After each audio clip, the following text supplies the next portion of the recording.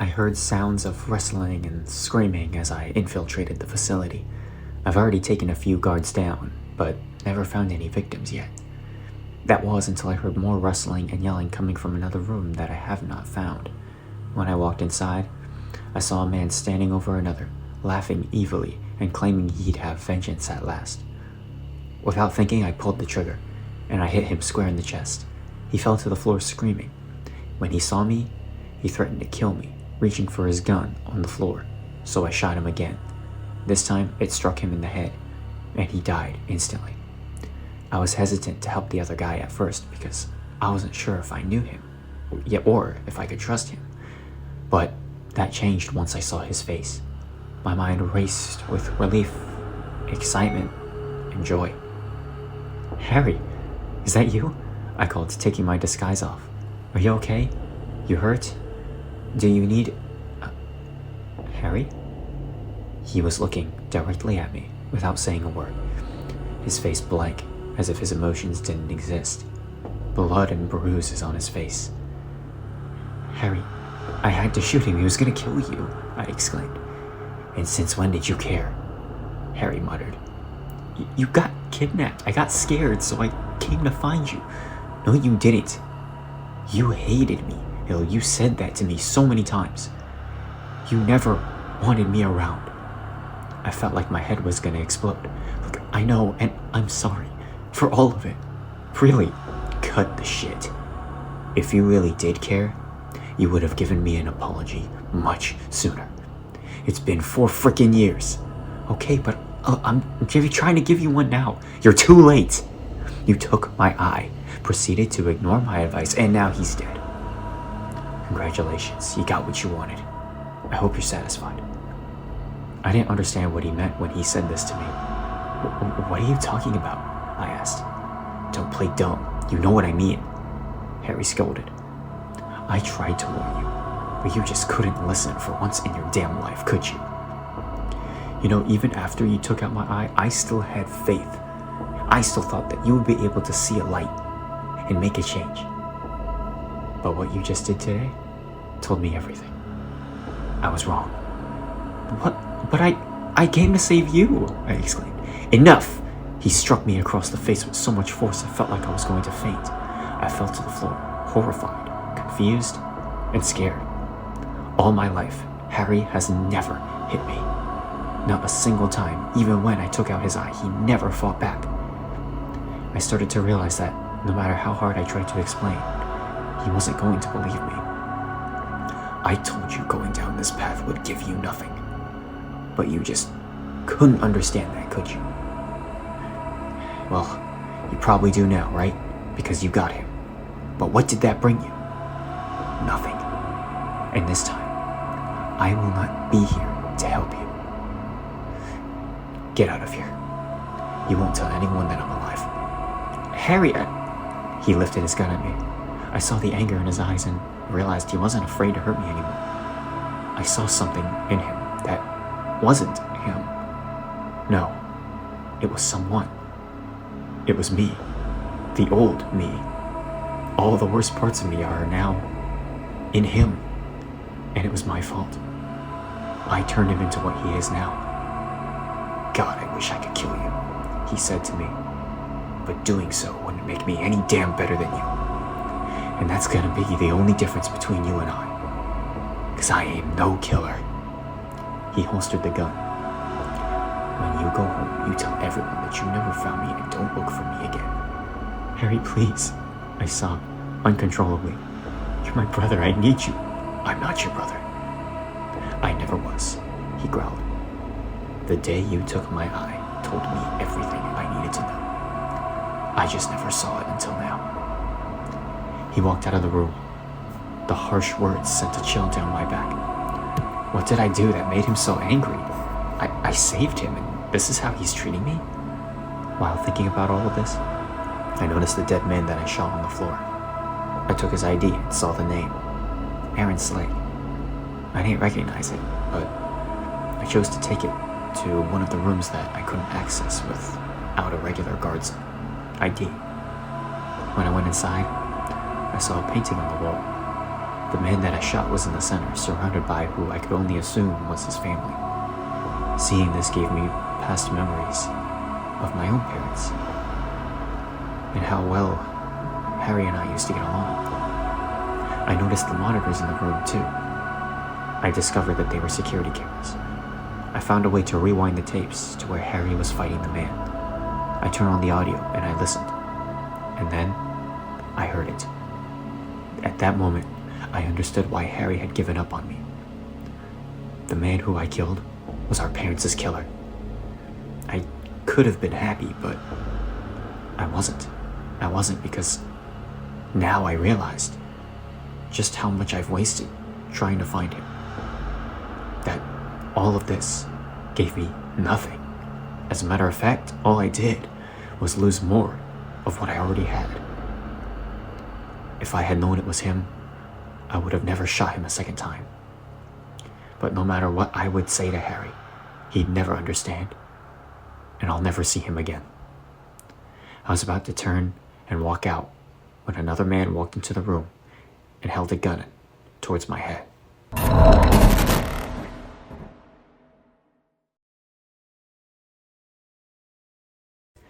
It's been what felt like hours since we've been out here. I wasn't sure how many of us were left, but we had to do something to take Lisa down. The only question was how. Cassie was hiding with me, but Wade was lost during our last chase. Throughout all of this, I wondered what was happening to Harry. Was he already trapped? Does he know about this betrayal? No, of course he doesn't. If he did, he would have shown up by now. We were on our own. I heard a conversation in the distance, and I decided to get closer and see what was going on. Then, I saw Wade at a relatively safe distance trying to negotiate with Lisa. Why don't we make a deal? Wade offered. Just let us go, we'll find you the override codes, and we'll set you free. We'll set everyone free. However, this just made Lisa laugh. Where's the fun in all that? She exclaimed. Nah, I'll get the override codes myself after I've had enough blood to drink. Hey, Lisa, wait! Wade began, but it was too late. I watched her attack him without hesitation, and at this point, I couldn't wait. I charged. This caught Lisa completely off guard, and sure enough, I disarmed her. She wasn't going to be taken down so easily, though. Just then, I saw Cassie show up beside me, and we both fought back at Lisa.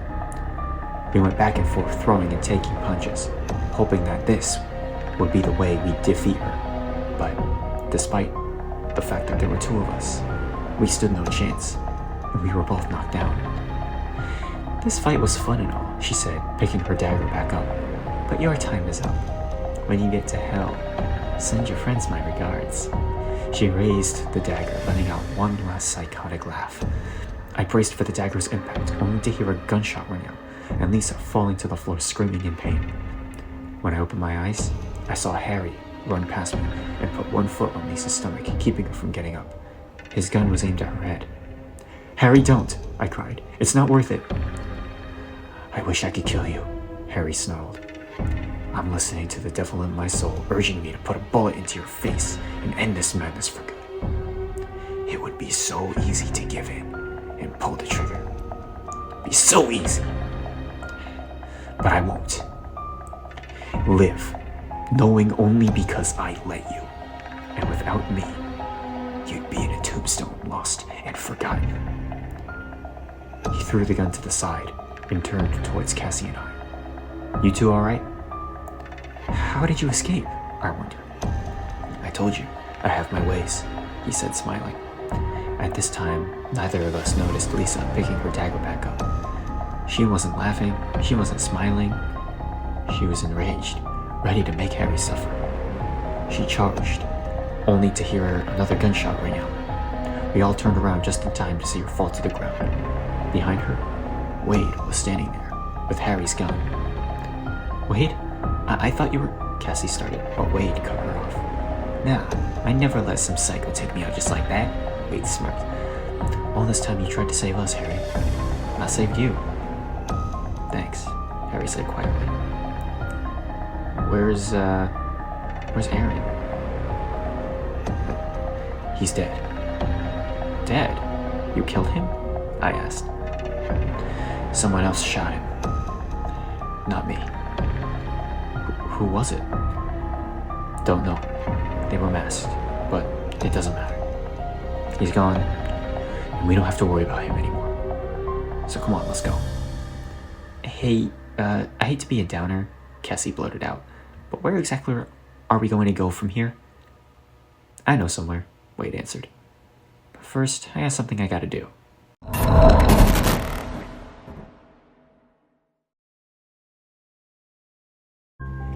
Don't try anything, Rex said firmly to the girl standing in Aaron's office. The hell do you want? The girl scoffed. I want what's in your hands. Hand it to me, Rex stated. The girl noticed me behind Rex. I tried to hide my fear, but she noticed. Relax, I won't hurt you, she said, so long as you don't try anything funny. Then hand it over, Rex ordered. I was talking to her, not you, the girl snapped back. If you want to shoot me, you might as well get this over with. I motioned to Rex, telling him not to do it. To my surprise, the girl knew what I was trying to say. She was right, the girl replied. If I were you, I'd put that gun down. How'd you know what she said? Rex asked. You're not the only one who knows sign language, genius, she remarked. I'll give you what you need. I'm done with it, but put the damn gun away. Fine, as long as you don't try anything either. Rex took Aaron's ID from the girl and used it to access the override codes. Since Rex was Aaron's right hand, he knew about the bombs and the pass keys to unlock the override codes. He deactivated mine and his, and reached for his earpiece. He carefully took it out. I flinched, expecting it to explode, but nothing happened. He turned to me. Your turn, Steph, he said. Don't worry, it's disarmed now. I trusted him, but I was still scared. Slowly, I grabbed the earpiece. I shut my eyes tightly and pulled. The earpiece came out, and there was no explosion. There, you don't have to live in fear anymore, Rex said. You're free now. I couldn't help but run to Rex and wrap my arms around him. I was happy, but crying. Crying because I finally felt safe. I finally felt free from being trapped, from being silenced. With Aaron's sake gone, I no longer had to stay hidden. I no longer had to hide my emotions. I was able to let all of it out. And I felt Rex's arms wrapped around me too. What is this all about? The girl asked us. Bombs, Rex replied, installed in each one of us. Slike was the only one who didn't have one, keeping us all in check. Actually, this Aaron Slake you speak of is Douglas Nolan, the girl said.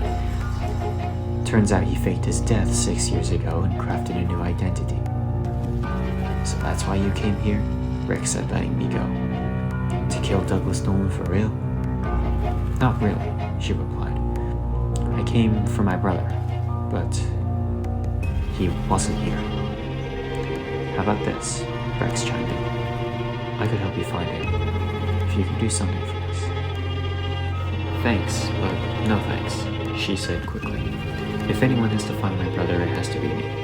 No one else. I didn't even tell you what Rex began. I know, she replied. I just can't. I appreciate the offer, but I can't get into a mess that's bigger than the one I'm already in. I wrote a contact number on a sheet of paper and I handed it to her. I gestured to her that if she ever needs any help, she could contact us. I then turned to Rex for his approval. He smiled and nodded. What's your name? The girl asked me. But because I couldn't speak, I couldn't tell her. Her name is Stephanie, Rex answered for me. And I'm Rex. If you decide to change your mind, there's your answer right there. Why are you willing to do this?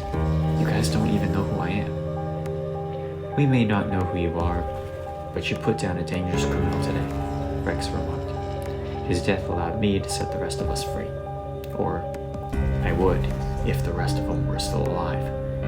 Anyway, we'll get going now. Until we meet again. I gestured to her, asking for her name, and she told us it was Hillary, and thanked us for offering our help. I felt myself smile for the first time in 6 months. Finally, someone else understood me. As Rex and I left the building, the fresh, breezy air never felt better. This was the first time in 2 years that I've ever gotten to go outside. I don't think I've ever felt better since I got here.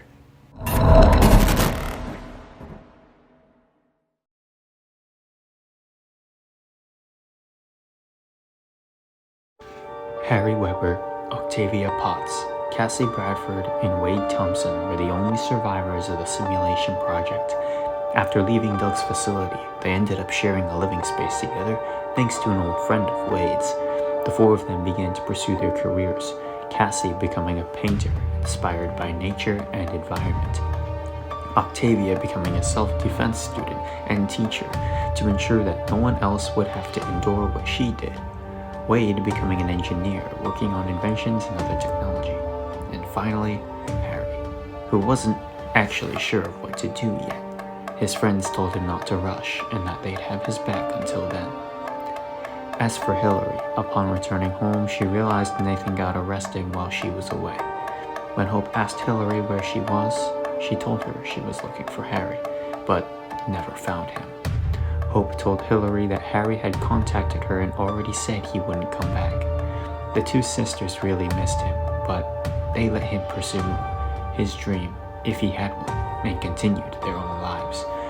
As the days continued, Hillary decided to spend more time with her sister, Noah, and Neil, playing games and having fun together. But she could never forget the day that her brother rejected her. She knew that no matter what she did, he would never forgive her. This made her reflect on herself from years ago and how she never forgave him for what happened to their parents, even when it wasn't his fault.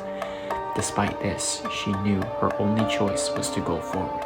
So, she chose to pursue her childhood dream of becoming a detective, and she succeeded.